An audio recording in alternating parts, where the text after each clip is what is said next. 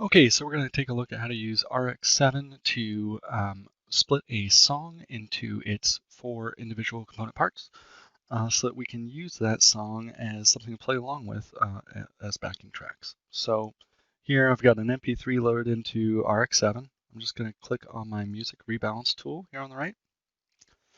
Typically, when you first open the tool, it'll look something like this. And what I did is I made 4 presets. One to extract the bass, where all the faders are down to negative infinity, except for the bass slider. I did the same thing for other and for percussion and for the vocals.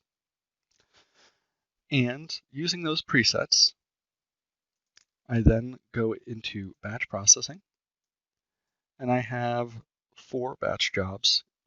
These jobs will run on every input file that I load to them. And so this job will basically just extract the bass from whatever input file I give it and save that with a slightly different file name where the only bass text will be appended to the end of the file name. And it will use the extract bass preset of the music rebalance tool that I just showed you. This one is the percussion extract for the others and for the vocals. So go ahead and we'll add our input file here.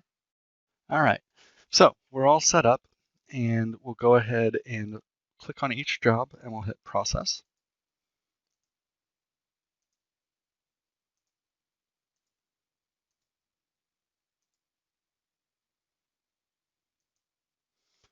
And as we can see here, we can click through our batch jobs as they run and we can see a little progress bar that will indicate how far along in the process we are. And we'll wait for those jobs to run and finish. All right, so that took a few minutes, but now that's done, we have our 4 files here. Here's my vocals, here are the percussions, the bass, and anything else. All right, so we'll go ahead and close the original MP3 file that I opened earlier to show you the music rebalance tool and the presets I made there. Let's just open up one of these and we can see what's left. As we can see, the waveform looks much different than it did before. This little intro part is basically all gone and silent now on the vocal track. And while the track itself may not sound perfect as is, that's okay because as long as it's playing along with other things, we probably won't notice the little artifacts that are in there.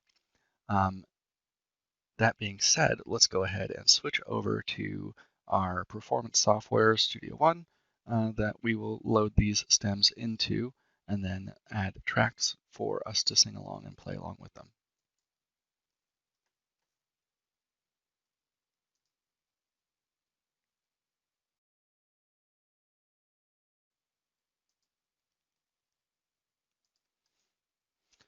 Okay, so here we have Studio One. We're going to add players for each of our backing tracks. So we'll say backing, well, 4 of them. I'll let it auto color. We'll be outputting to main. We'll rename these backing vocals, backing percussion,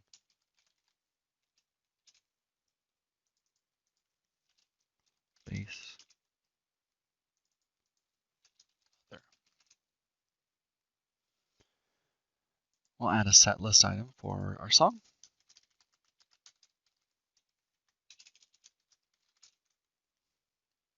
And we'll simply click and drag our files into the appropriate spot.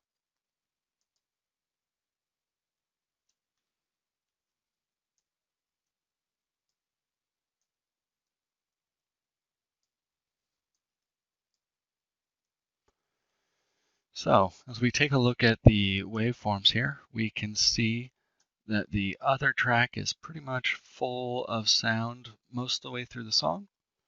As we would expect, we see a bass signal here throughout most of the main body of the track except for the intro. Here are drums, which again, as we would expect, kind of maintained throughout most of the song. And same thing for vocals. If we go ahead and give this a listen to it, we see here that we had a a peek on our master output bus. So let's take a look at those output buses. Here we go. We peaked by 38 dB. Oh man, that's no good. So it's always a good idea to add something like a limiter on the main output when we're going to be playing along. Since this track is a professionally made track that had been mastered and is therefore quite loud, if we then add additional audio material, like for instance a guitar that we're playing and our own vocals to it in real time, the resulting summed audio would be way too loud to output.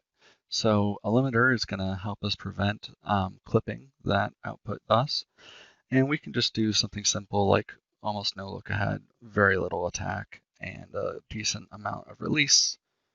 And as long as we don't provide any gain, this will just act as a simple limiter in this regard. So here we go. Now we have our 4 backing tracks that are output to our main bus. We can add additional tracks for our actual players. So this will be vocals. I like to set specific colors for these so that I can easily find them on my output.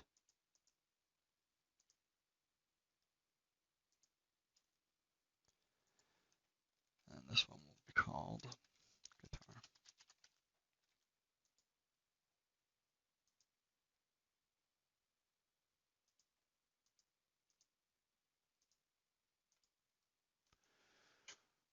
Okay, so I would plug my vocals into the left, my guitar into the right, and now they're all going out to the same bus and should be auto-limited to avoid clipping. Optionally, we can do things like set the tempo of our file, but that's not necessary. It should sound just fine as is, as long as we get our vocals and our guitar level up for the live audio component to the appropriate level so it matches the loudness of the actual original material.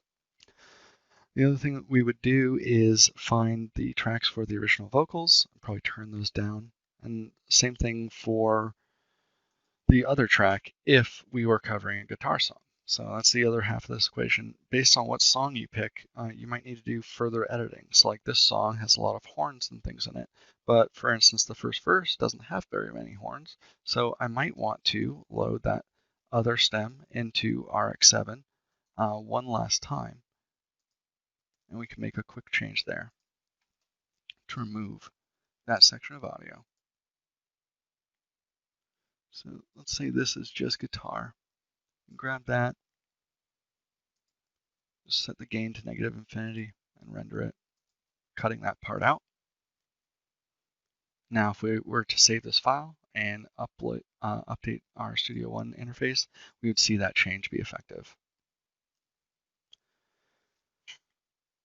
All right, and that covers it for how to cover a song that you have as an MP3.